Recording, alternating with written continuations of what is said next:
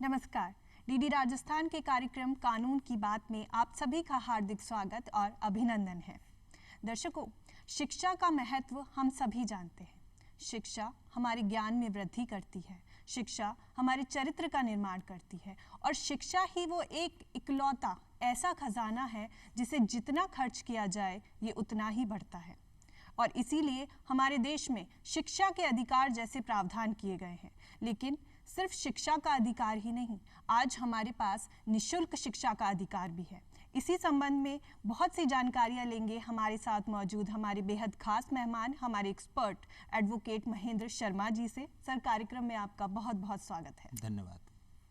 क्योंकि आज हम निःशुल्क शिक्षा के अधिकार के बारे में बातचीत करने वाले हैं, तो सबसे पहले आपसे यही जानेंगे कि ये निःशुल्क शिक्षा का अधिकार आखिर है क्या? शिक्षा का अधिकार अधिनियम 2009 में ये पारित किया गया था जी। लेकिन जब ये लागू हुआ तो ये 1 अप्रैल 2010 को जम्मू कश्मीर को छोड़ के संपूर्ण भारत पे ये लागू हुआ। लेकिन अगर हम आज के परिप्रेक्ष्य में बात करें तो ये जम्मू कश्मीर स्टेट पर भी लागू है। अच्छा। इस पूरे जो अधिनियम है, इस अधिनियम में 7 इसके चैप्टर्स हैं और 38 इसमें सेक्शंस हैं। अच्छा। जो कि पूरा की पूरा इसके बारे में वर्णित करते हैं। ये जो एक नया कॉन्सेप्ट है कि निःशुल्क शिक्षा का अधिकार, ये कोई एक नया कॉन्सेप्ट नहीं है, हमारे लिए एक नया नहीं है। जबकि अगर हम आज से करीब लगभग 200 साल पहले लॉर्ड मैकाले ने सबसे पहले इस कॉन्सेप्ट को लेके आए थे। अच्छा। और इसीलिए उनको निःशुल्क शिक्षा का अधिकार के उनको जनक कहा जाता है जी। इसके उपरांत अगर हम भारत में इस चीज़ का अगर हम आकलन करें कि किस तरीके से ये इस चीज़ को आगे इसमें बढ़ाया, तो उन्नी कृष्णन बनाम तमिल ये अपना आंध्र प्रदेश व अन्य के मामले में सुप्रीम कोर्ट ने एक बहुत ही ऐतिहासिक और एक महत्वपूर्ण उसमें एक निर्णय दिया। और उसमें सुप्रीम कोर्ट ने ये कहा कि जो निःशुल्क शिक्षा का अधिकार बेसिकली अनुच्छेद 21 में एक ये मौलिक अधिकार है। बिल्कुल। उसके उपरांत 2002 में भारतीय संसद में 86वें संशोधन के द्वारा और इसमें एक अमेंडमेंट किया गया जो आर्टिकल 21A के अंतर्गत इसको मूल अधिकार के तौर पे इसको सम्मिलित किया गया। अब ये भी हमारा एक मौलिक अधिकार हो चुका है। बिल्कुल, अभी ये मौलिक अधिकार है। इसका ये एक तरीके से इसको कानूनी रूप से आपको ये अपना वो हो गए, प्रवर्तन करा सकते हैं। राइट। आपका ये एक तरीके का अधिकार हो गया कि आपका ये अब अधिकार है जिसमें आप कोर्ट के थ्रू भी उस अधिकार को प्राप्त करने के लिए एलिजिबल है। जिस तरीके से हमारे बाकी के मौलिक अधिकार है कि हमें वाक और अभिव्यक्ति की स्वतंत्रता है, हमारे पास समानता का अधिकार है, इसी तरीके से अब ये जो निःशुल्क शिक्षा है ये भी हमारा एक मूल अधिकार बन चुका है। बिल्कुल, अभी ये पूरा संसद में पारित हो गया और ये कि अपने कानून का इसको रूप दे दिया गया है। जी। तो अगर मैं बात करूं कि ये अब अधिकार क्या है, इसके फायदे क्या हैं और इसका एक आम आदमी कैसे इसका इस्तेमाल कर सकता है, क्या उसको फ़ायदे हैं, तो इसमें सबसे पहले जो 6 वर्ष से लेकर 14 वर्ष तक के जितने भी जो बच्चे हैं, बालक बालिकाएं हैं, उनको निःशुल्क और अनिवार्य शिक्षा का जो एक है ना इसमें प्रयोजन दिया गया है। जी। इसके अलावा जितने भी जो गैर सरकारी स्कूल हैं, प्राइवेट स्कूल हैं, उनमें 25% तक की जो उसका सीटों का जो रिजर्वेशन है जी, वो इस तरह के बच्चों के लिए रखा गया है। अच्छा। जो कि पूरी तरह से निःशुल्क है। अच्छा। तीसरा, इसमें ड्रॉप आउट का इसमें एक अलग से इन्होंने प्रयोजन किया था कि अगर कोई बच्चा किसी भी क्लास में सपोज करो कोई बच्चे ने एडमिशन लिया 5वीं क्लास में जी, लेकिन उसके किसी परिस्थिति के कारण और वो उसको छोड़ के अब वो 2 साल के बाद में दोबारा अगर वो एडमिशन लेना उसमें चाहे तो एक हिसाब से देखा जाए तो उसको 5th क्लास में एडमिशन मिलेगा अगर वो वहाँ पे पास नहीं हुआ है। लेकिन ऐसा नहीं है। अच्छा। उसकी उम्र के हिसाब से जो एक रेशियो है कि उस उम्र के हिसाब से उस बच्चे को इस पर्टिकुलर क्लास में होना चाहिए था। अच्छा। उस क्लास में उसका दाखिला उसमें होगा, एडमिशन उसमें दिया जाएगा। अच्छा। इसके अलावा इसमें एक और महत्वपूर्ण जो चीज़ थी कि क्लास 1 to 8 किसी भी बच्चे को फेल नहीं किया जा सकता था। लेकिन चूंकि देखिए किसी भी सरकार का उद्देश्य निःशुल्क और अनिवार्य शिक्षा देना ही नहीं है। उसका उद्देश्य शिक्षा की गुणवत्ता को भी मेंटेन करना है। तो अब इसमें सवाल ये है कि जो बच्चा अगर वो कक्षा 1 से लेकर 8 तक अगर वो पढ़ रहा है और रेगुलर अगर वो फेल भी हो रहा है जी। तो ये तो एक तरीके से एक है ना बाध्यता हो गई, चाहे वो पढ़े या नहीं पढ़े, आपको तो वो पास करना है। और तो वो बच्चे के ऊपर कोई प्रेशर नहीं है, उसे पता है कि मैं चाहे पढ़ूं मैं चाहे नहीं पढ़ूं मैं पास तो हो ही रहा हूँ। तो कहीं ना कहीं वो क्वालिटी कंप्रोमाइज हो रही थी और उस क्वालिटी पे जब इसका पूरा इसको एनालिसिस किया तो उस समय इनको ये समझ में आया कि ये कहीं ना कहीं कुछ ना कुछ ये मतलब कॉम्प्रोमाइज़ हो रहा है और उसमें एक अमेंडमेंट किया। चूंकि ये जो विषय है, ये जो शिक्षा का अधिकार का जो ये विषय है, ये बेसिकली समवर्ती सूची का विषय है जिसमें केंद्र और राज्य सरकार दोनों इसमें अपने अपने कानून बना सकते हैं जी। तो अब इसमें अगर किसी विद्यार्थी का फेल हो जाना, ये अगर निर्भर राज्य सरकार के विवेकाधिकार पर करता है कि वो उसको पास करना चाहते हैं या उसको दोबारा उसका एग्जाम लेना चाहते हैं। ये सारा कुछ अब राज्य सरकार के विवेकाधिकार पर निर्भर करता है। अच्छा सर, इस तरीके का प्रोविजन हमारे पास आ चुका है कि अब हमारे पास निःशुल्क शिक्षा का अधिकार है, तो सरकार इसे आगे बढ़ाने के लिए, लोगों में अवेयरनेस लाने के लिए कि देखिए आपके पास ऐसा अधिकार है, आप इसका उपयोग कीजिए, सरकार क्या प्रयास कर रही है? नहीं, सरकार के समय समय पर बहुत सारे प्रयास होते रहे हैं। अच्छा। सरकार के देखिए, जब भी कोई ऐसा कोई एक नया कोई ऐसा कानून ऐसा कोई कानून आता है या फिर कोई नया इंट्रोड्यूस करते हैं जी। तो उसका सबसे पहले तो उसको जन चेतना के माध्यम से, अवेयरनेस के माध्यम से और पत्रिकाओं के माध्यम से, इलेक्ट्रॉनिक मीडिया के माध्यम से इस तरह के कार्यक्रम चलाए जाते हैं कि सबको अवेयर किया जाए। तो ऐसे सरकार बीच बीच में सबको अवेयर करती रहती है। ये सरकार का मुख्य काम है। देखिए, कानून बना देना, सिर्फ कानून बना देना, उससे पर्पस सॉल्व नहीं होगा। बिल्कुल। जब तक हम उस कानून का फायदा एक आम जन को नहीं पहुंचाएं, जब तक उसका उद्देश्य पूरा नहीं होता। बिल्कुल बिल्कुल। तो ये सबसे इंपॉर्टेंट है। इसमें जो एक और जो चीज़ जो मैं आपको बता रहा था कि इसमें 6 वर्ष से लेकर 14 वर्ष तक के बच्चों का जो इसमें आयु का निर्धारण किया गया है, इसमें एक अपवाद है। जो अपने जो विकलांग जो बच्चे होते हैं उनके केस में यह उम्र 6 से 18 वर्ष रखी गई है। अच्छा। एक तो इसका एक ये इसमें वो है, लेकिन इसमें कुछ ना प्रतिबंध भी लगाए गए हैं और जो कि बड़े महत्वपूर्ण हैं, जो कि आज के परिप्रेक्ष्य में बड़े कारगर हैं। जैसे कि फिजिकली और मेंटली हरासमेंट बच्चों का बिल्कुल नहीं होगा, ये पूर्णतः ये प्रतिबंधित है।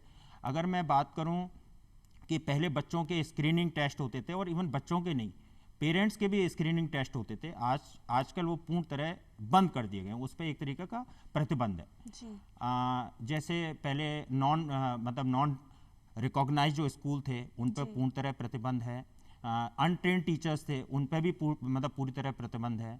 बच्चों से फीस का पैसा लेना, यूनिफॉर्म का पैसा लेना, पुस्तकों का पैसा लेना, ये सारी चीज़ों पर पूर्ण तरह एक तरह से प्रतिबंध लगाया गया है।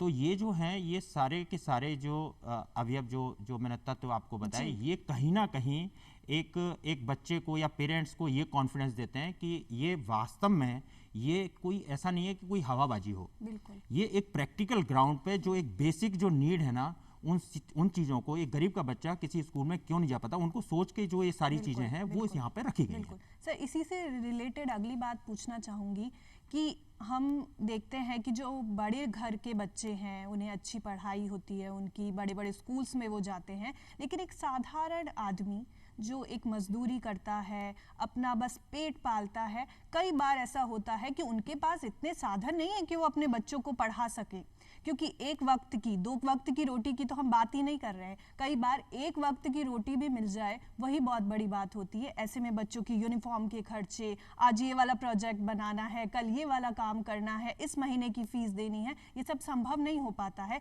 इसीलिए इस तरीके के कॉन्सेप्ट लाए गए। ये ऐसे वर्ग के लोगों को कितने हद तक फायदा पहुंचा रहे हैं? देखिए, ये आपका जो प्रश्न है बड़ा महत्वपूर्ण है और बहुत इंपॉर्टेंट है। अगर इस जो अधिनियम को बनाने के पीछे जो मूलभूत जो इनका जो है ना एक धारणा रही है, वो यही तो धारणा है कि एक आम आदमी के ऊपर बिना भार के, बिना फीस के, बिना उसकी यूनिफॉर्म के खर्चे के उसको कैसे मुख्य धारा में लेके आए और कैसे राष्ट्र के और समाज के निर्माण में उसका इस्तेमाल कर सकते। जी जी। तो यही तो एक बात है कि जिसके मतलब चलते जो प्राइवेट स्कूल हैं, जैसा आपने मेरे को अभी कहा कि जो अच्छे स्कूल हैं, जो प्राइवेट स्कूल हैं जिनकी फीस बहुत अधिक होती है, उस वाले केस में 25% सीटों का आरक्षण इसी अधिनियम के तहत रखा गया है, जी, जो कि बहुत इंपॉर्टेंट है। तो ऐसा नहीं है कि अगर कोई मतलब गरीब का बच्चा है, वो इन स्कूलों में जो पहले नहीं पढ़ पाता था, आज वो पढ़ पाने की उसकी जो हिम्मत आई है, जो उसको ये कानूनी अधिकार मिला है, ये इसी अधिनियम के तहत मिला है। और महेंद्र जी की 25% का जो ये आरक्षण है, ये हमारे पास है ही, पर बाकियों की बात करते हैं। बाकी बच्चे जो नॉर्मल स्कूल में पढ़ रहे हैं, मान लीजिए सरकारी स्कूल में पढ़ रहे हैं, ये भी एक बहुत ज़रूरी चीज़ है कि जो स्टैंडर्ड है एजुकेशन का, वो मेंटेन किया जाना चाहिए। बच्चा चाहे प्राइवेट स्कूल में पढ़ रहा है, बच्चा चाहे सरकारी स्कूल में पढ़ रहा है, उसकी पढ़ाई एक जैसी होनी चाहिए। ये भी ज़रूरी है कि उन बच्चों को, और ये जो बाकी स्कूल्स में बच्चे पढ़ रहे हैं, जब वो बाहर निकले समाज में, तो उनमें कोई अंतर नहीं लगना चाहिए। शिक्षा की गुणवत्ता कितनी ज़रूरी है? देखिए, मैंने जैसा आपको पहले बताया कि शिक्षा देना ही एक है ना पर्याप्त नहीं है। सरकार का शिक्षा देना ही पर्याप्त नहीं है, उसका गुणवत्ता बनाए रखना भी बहुत इंपॉर्टेंट उसका एक तत्व है। अब सवाल ये है कि अगर वो उस चीज़ को मेंटेन नहीं कर पा रहे, तो ये जो उन्होंने जो अधिनियम बनाया, इसका कोई मायने रह नहीं जाते, क्योंकि एक आमजन को सिर्फ और सिर्फ एक शिक्षा के नाम पे उसको सिर्फ एक है ना एक छलावा हो जाएगा छलावा हो कि जाएगा। आपने कानून तो बना Right. दिया, पर उसकी पूर्ति तो हो ही नहीं रही है। Exactly. हमें एक चीज दिखाई जा रही है, पर वो हमें मिल नहीं रही है। बिल्कुल। इसका मैं एक आपको ना छोटा सा एक उदाहरण के तौर पर मैं आपको बताता हूँ। जैसे पहले हमने इस चीज़ को महसूस किया है कि एक स्टेट में रहते थे, तो हमारी एक जो है ना सिम है, उसी स्टेट में काम करती थी। लेकिन बिल्कुल। तो यही अगर मैं शिक्षा के ऊपर अगर मैं लागू करूं कि आज हमारे यहाँ राजस्थान में जो क्यूरिकुलम और जो सिलेबस जो पढ़ाया जाता है बच्चों को, जरूरी नहीं है कि वो दूसरे स्टेट में वही उसका सिलेबस और उसका क्यूरिकुलम को फॉलो किया जाए। लेकिन अगर मैं केंद्रीय कर्मचारियों के बच्चों की बात करूं, तो कश्मीर से कन्याकुमारी तक का जो नवोदय विद्यालय है और जो केंद्रीय विद्यालय है, वहां पे एक जैसा क्यूरिकुलम होता है, तो उनको कोई ऐसी प्रॉब्लम नहीं आती। लेकिन मैं एक आम और साधारण व्यक्ति की अगर मैं बात करूं, अगर वो एक स्टेट से अगर दूसरे स्टेट में अपने बच्चों के साथ में अगर वो पलायन कर रहा है, तो डेफिनेटली उनके बच्चों को वहाँ की जो एजुकेशन है उसको ढलने में उनको निश्चित रूप से प्रॉब्लम होगी, क्योंकि यहाँ का क्यूरिकुलम और यहाँ का सब्जेक्ट वहाँ के उसके क्यूरिकुलम और सब्जेक्ट से मैच नहीं होता। इसी कारण से एक बहुत बड़ा एक इसका एग्जाम्पल भी है कि 2011 में तमिलनाडु ने एक यूनिफॉर्म जो एजुकेशन एक्ट पारित किया। उस एक्ट का जो मतलब पर्पस ये था कि चाहे सरकारी स्कूल हो, चाहे वो प्राइवेट स्कूल हो, चाहे वो किसी भी वर्ग का, किसी भी समुदाय का कोई भी बच्चा हो, सबकी एक जो एजुकेशन है वो एक जैसी होगी। बिल्कुल। तो ये एक बहुत अच्छा आपका प्रश्न था कि ये जो एजुकेशन जो है जो एक स्टेट में, ये पूरे वन नेशन वन एजुकेशन का जो कॉन्सेप्ट है, ये बिल्कुल होना चाहिए। और इससे एक आम आदमी को जरूर इससे राहत मिलेगी और जो बच्चे हैं उनका कॉन्फिडेंस लेवल बढ़ेगा। सर, यदि हम कारणों पे जाएं कि ये जो चीज़ लाई गई कि निशुल्क शिक्षा का अधिकार लाया गया, शिक्षा का अधिकार तो हमारे पास पहले भी था, लेकिन इसे निशुल्क किया गया, इसके पीछे के कारण क्या रहे, क्या उद्देश्य रहा? देखिए, सबसे बड़ा कारण अगर मैं बात करूं तो फाइनेंशियल जो एक फैक्टर है, गरीबी सबसे बड़ा फैक्टर है। एक गरीब के लिए सबसे बड़ी प्रायोरिटी क्या होती है? एक है ना, गरीब के लिए सबसे बड़ी प्रायोरिटी होती है, सबसे पहले उसकी रोटी है, कपड़ा है, मकान है। शायद शिक्षा का जो उसकी सूची में सबसे अंत में उसका स्थान आता है, या फिर कई केसों में वो स्थान होता ही नहीं है। तो उसका कारण सिर्फ एक ही है, दरिद्रता, पैसों की कमी।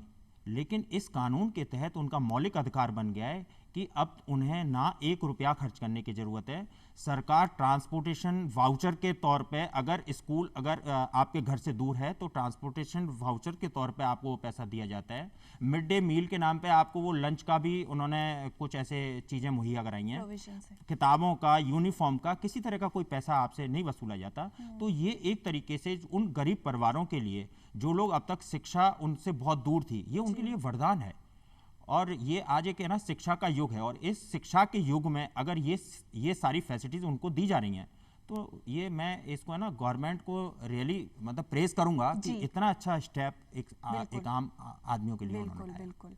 और वकील साहब, आगे आपसे ये जानेंगे कि ये जो शिक्षा का हमारा अधिकार है, ये लड़के और लड़की दोनों के लिए एक समान है। अब ये हमें पता है कि सभी को शिक्षा लेनी चाहिए, लेकिन होता ये है कि हम शहरों को यदि अलग हटा दें, स्पेशली यदि ग्रामीण क्षेत्रों की बात करते हैं तो आज भी ऐसा देखा जाता है कि लड़कियों का काम है बर्तन मांजना, खाने बनाना, और लड़कों का काम है कि हाँ शिक्षा लेना, आगे घर संभालना।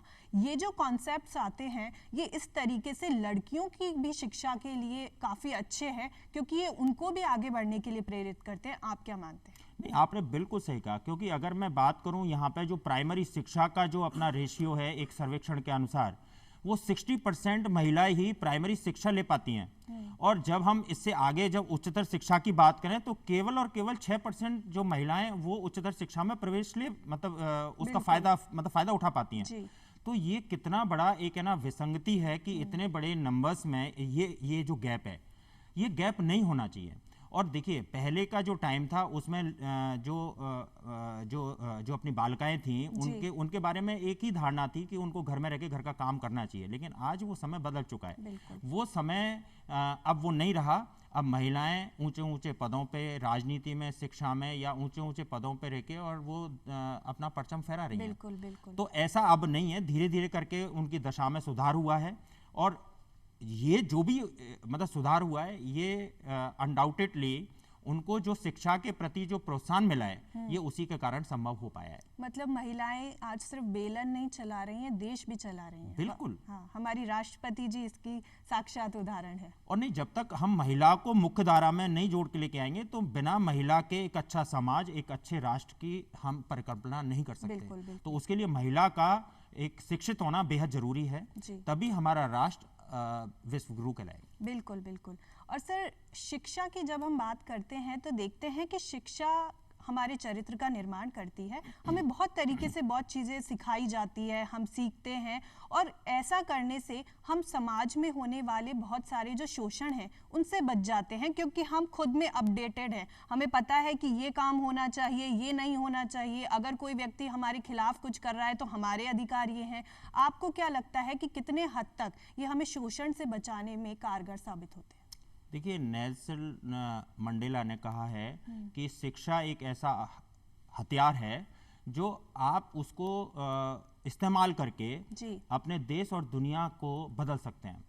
कहने का मतलब ये है कि अगर आपके पास में ये हथियार है तो आपके पास में वो ज्ञान है जिस ज्ञान की वजह से आप अपने अधिकारों को जान पाते हैं। आज अगर कोई व्यक्ति अपने अधिकारों को जान पाता है तभी वो उस पर अपने अत्याचारों के ऊपर वो कंट्रोल कर पाएगा। लेकिन जिस आदमी को ये पता ही नहीं है कि मेरे अधिकार क्या हैं और अगर उसके ऊपर अत्याचार हो रहा है तो वो तो उसको एक तरीके से अपना भाग्य समझ के बैठ जाता है। अगर मैं पहले की बात करूं, पहले जो साहूकार जो लोग होते थे, तो पहले जो किसानों के ऊपर या महिलाओं के ऊपर जो अत्याचार होते थे तो उसके पीछे एक ही लॉजिक था कि उनका जो उनको एक है ना नॉलेज नहीं थी, उनको मालूम नहीं था, उनके अपने अधिकारों का पता ही नहीं था कि कौन सी चीज़ कहाँ से उनको मिले, कैसे उनको उसका सहारा मिले। ये सबसे बड़ा फैक्टर था। तो अगर आज की डेट में जो फाइनेंशियल क्राइम हो रहे हैं या सोशल क्राइम हो रहे हैं, डेफिनेटली इसमें शिक्षा का एक बहुत बड़ा रोल है। शिक्षा के कारण ये बहुत कुछ अपराधों पर कमी लाई जा सकती है और लाई जा भी रही है। जी। और आगे आपसे ये जानेंगे कि हम जब ये निःशुल्क शिक्षा के अधिकार के बारे में बात करते हैं तो देखते हैं कि जो ज़्यादातर बच्चे हैं वो सरकारी स्कूलों में पढ़ने वाले होंगे। 25% को यदि हम अलग हटा देते हैं तो ऐसी स्थिति में जो सरकारी स्कूल्स के टीचर्स हैं उनका रोल बहुत इंपॉर्टेंट हो जाता है, क्योंकि ये जो बच्चे उनके स्कूल्स में आ रहे हैं ये बहुत साधारण परिवार के बच्चे हैं। वो कोई ट्यूशन ज्वाइन नहीं कर रहे हैं, वो कोई स्पेशल कंप्यूटर पे कोई क्लास नहीं ले रहे हैं, उनका जो एनवायरनमेंट है वो भी साधारण सा है। अब उनकी ये ड्यूटी बनती है कि आपको इन बच्चों को देश के सर्वोच्च शिखर तक पहुंचाना है। उनका क्या रोल होना चाहिए? देखिए, एक शिक्षक का जो रोल है, इस वाले प्रश्न से मेरे को एक ना श्लोक याद आ रहा है जी। कि गुरुर ब्रह्मा गुरुर विष्णु गुरुदेव महेश्वराय गुरु साक्षात ब्रह्म तस्मै श्री गुरुवे नमः। यानी कि गुरु का जो दर्जा है वो भगवान के तुल्य है। हमारे समाज में, हमारे शास्त्रों में गुरु का जो स्थान है वो एक है ना भगवान के समान माना गया है, क्योंकि ये गुरु ही है जो एक समाज का और एक राष्ट्र का बहुत अच्छी तरीके से निर्माण कर सकता है, बच्चों को एक वो शिक्षा देके। तो ये सबसे बड़ा इम्पोर्टेंट उसका रोल है। बिना जाति के, बिना भेदभाव के, बिना लिंग के कोई भी भेदभाव किए बिना उनको एक अच्छा ज्ञान देना, ये उसका कर्तव्य है। और देखिए, जब वो एजुकेशन, जब वो अपने बच्चों को जब वो शिक्षा देता है, तो केवल एक किताबी उसे शिक्षा से काम नहीं चलता, उसको प्रयोग में कैसा जीवन के Practical जो अपने knowledge प्रैक्टिकल अप्रोच में क्या जी, चीज़ आ जी, रही है, जी। उसका अगर समावेश, उसकी जो शिक्षा जो मतलब दी जा रही है, जी। अगर उसका समावेश कर दिया जाए तो निश्चित रूप से इसके बहुत ही सकारात्मक इसके परिणाम मिलेंगे। जी। क्योंकि एक आजीविका प्राप्त करने का जो साधन है, वो केवल ऐसा नहीं है कि किताबी शिक्षा आपने प्राप्त की, उसको बिल्कुल। प्रैक्टिकल वे में जब हम उसको बिल्कुल। अप्लाई करते हैं तो उसका जो चहुमुखी विकास होगा बिल्कुल तय है। बिल्कुल। और सर ये भी हम देखते हैं कि शिक्षा इसलिए भी ज़रूरी है क्योंकि हम ये समझ जाते हैं कि क्या काम हमें करना चाहिए और क्या काम हमें नहीं करना चाहिए। मतलब यदि हमें ये पता होगा कि ये सही है, ये गलत है, तो हम कोई क्राइम नहीं करेंगे। और ये भी देखा जाता है कि ऐसे लोग जो ज़्यादा पढ़े लिखे नहीं हैं, वो क्राइम के प्रति ज़्यादा वो होते हैं कि हाँ, ऐसी एक्टिविटीज़ में इन्वॉल्व रहते हैं, गलत रास्ते पे चले जाते हैं। ये निःशुल्क शिक्षा बहुत हद तक क्राइम को भी कम करेगी, आपका क्या मानना है? इसमें कोई संदेह नहीं, क्योंकि देखिए, जो जो जितने भी जैसा मैंने आपको पहले बताया कि फाइनेंशियल क्राइम, सोशल क्राइम जो जितने भी हो रहे हैं, ये सारे कुछ अज्ञानता के कारण हो रहे हैं। लोगों को मालूम ही नहीं है। जिस हिसाब से टेक्नोलॉजी में बदलाव आया है, जिस हिसाब से टेक्नोलॉजी बढ़ी है, लोगों की समझ से वो परे है। तो जो लोग उस चीज को समझ नहीं पाते, जैसा अभी आपने देखा होगा कि अभी आमतौर पे ऐसे आया था कि किसी ने ओटीपी ले लिया, किसी ने पासवर्ड ले लिया और उसके पैसे निकल गए।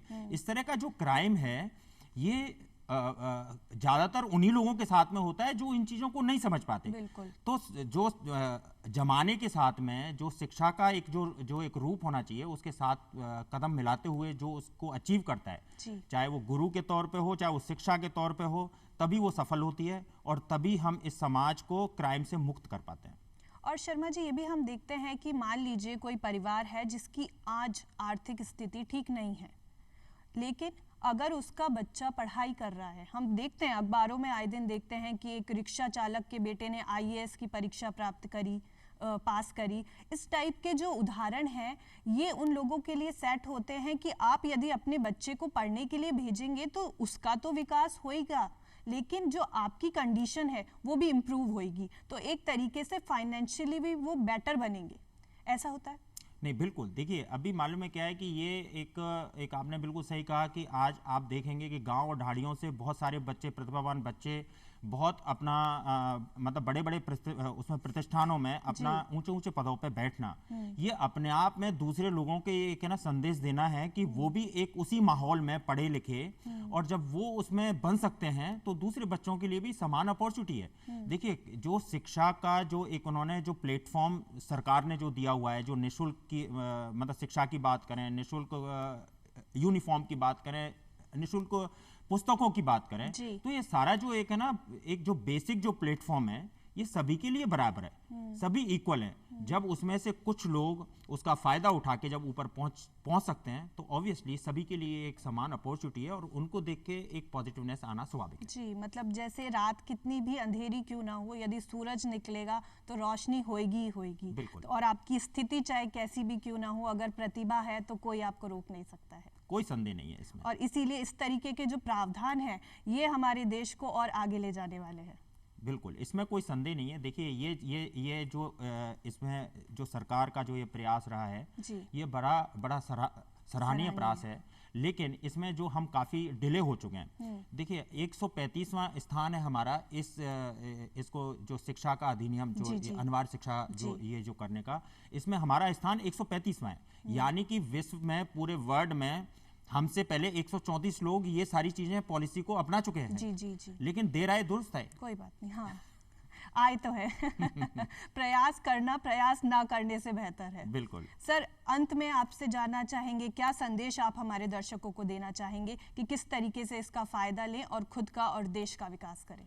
देखिए, आज अगर अपने देश को, अपने राष्ट्र को विश्व गुरु बनाना है, तो ये सरकार की जो ये मतलब योजना है, ये इतनी फलीभूत मतलब होगी सभी के लिए।